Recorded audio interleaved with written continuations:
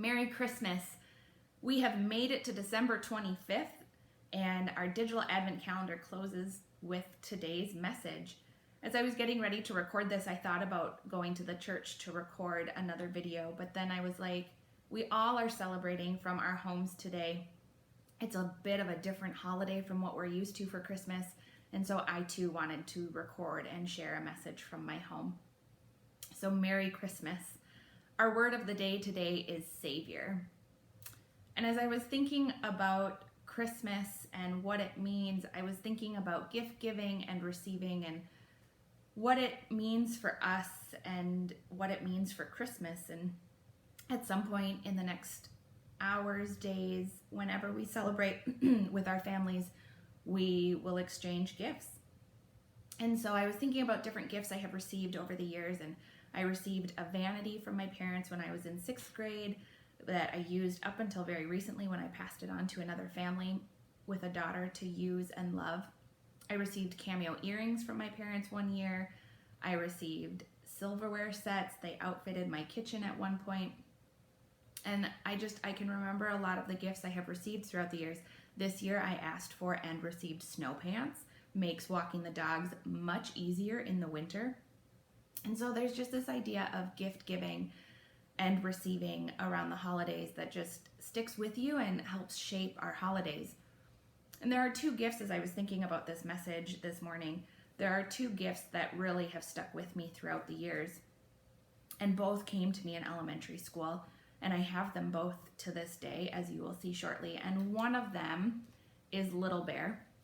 Little Bear came to be in my possession as a kindergartner. I was in Mrs. Radisky's class, and we were doing kind of like a Secret Santa gift exchange. So we all had to bring a gift, and we put those gifts in a bag, a big garbage bag, and then we all drew numbers, and then that was the order that we were able to pull gifts out of the bag.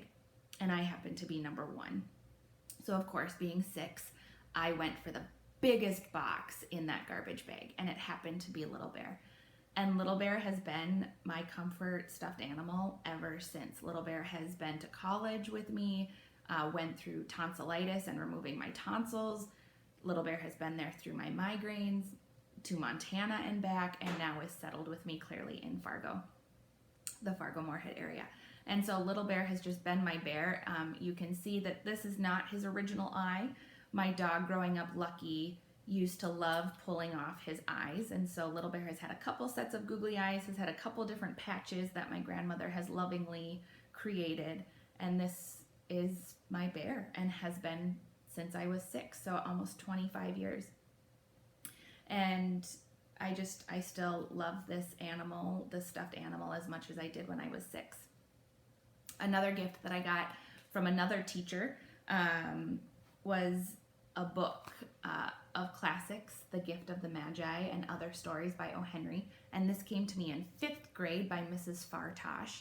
She gave all of us books, and her signature is even still in it, Mrs. Fartosh. And we received books. And I've read it, but my favorite story in here that I read every year is called The Gift of the Magi. And it's about a young couple, a husband and a wife, who are trying to buy gifts for each other, and they just don't have the money. And so Della, the main woman in the story, has beautiful long hair, and so she sells it to get enough money to buy Jim, her husband, a fob chain for his stopwatch or for his pocket watch. Meanwhile, Jim sells his beloved pocket watch to buy beautiful hair combs for Della. So each have sold their most prized possession in order to buy a gift for the other. And so they end up trading gifts that they can't use because they sold what it was they needed for their gifts to be able to be used. And it just shows us the power of what it means to give and receive a gift. Gifts stick with us, and Christmas is the most popular time for gift giving, and we all have gifts in our minds that you can bring to the forefront of your thoughts that have impacted your life and that continue to impact your life. And it's Christmas, which means, of course, we need to talk about the best gift we've ever been given, which is the baby in the manger. Yesterday, Christmas Eve, We sent out a couple worship services and celebrating Jesus' birth. It was an odd year that we couldn't all gather in our sanctuary. We were able to gather outside and sing a few songs. It was cold, but we were able to do it. But just because we couldn't gather does not mean our Savior did not enter the world. And Jesus entered the world on Christmas 2,000 plus years ago, and that was the best gift ever. And it changed everything for the world. God has always been a God who walks with us and who comforts us and is always with us. But God changed the game when God entered the world through Jesus. Emmanuel, a very common church Christmas word, means Christ with us, God with us. And God is with us through the person of Jesus. And it's the gift to top all gifts. And the Savior entered the world. So I'm going to end our morning digital Advent calendar, or whenever it is you're watching this. It doesn't have to be morning. It's morning for me, with a couple Bible verses for us. So the first one comes to us from Isaiah chapter 9.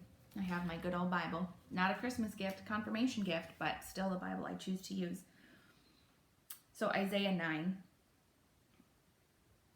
For a child has been born to us, a son given to us. Authority rests upon his shoulders, and he is named Wonderful Counselor, Mighty God, Everlasting Father, Prince of Peace. His authority shall grow continually, and there shall be endless peace for the throne of David and his kingdom. He will establish and uphold it with justice and with righteousness from this time onward and forevermore. The Wonderful Counselor, the Mighty God, Everlasting Father, and Prince of Peace entered our world and was the Savior of the world on Christmas Day. And then one more verse from Matthew chapter 2. Matthew chapter 2 says, on entering the house, they, the wise men, the Magi, saw the child with Mary, his mother, and they knelt down and paid him homage. Then, opening their treasure chests, they offered him gifts of gold, frankincense, and myrrh. They were the first ones to give gifts on Christmas. Well, the second, if you count Jesus as a gift to the world. They gave gifts, which is why we give gifts. But we only give gifts because Jesus came to us first and was a gift to the world, our Messiah, our Savior. And because of him, we are saved. Merry Christmas, my friends. Enjoy the day.